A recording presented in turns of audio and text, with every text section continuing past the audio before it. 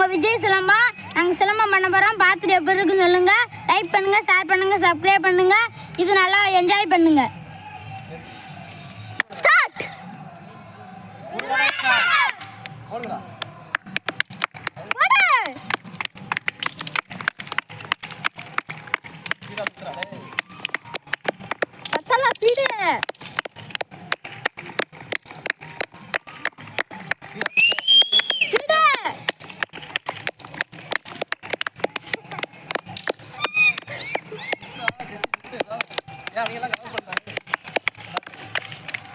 கிட்ட போய் அப்படியே கிட்ட போய்கிட்டு சுத்திட்டு வாயா.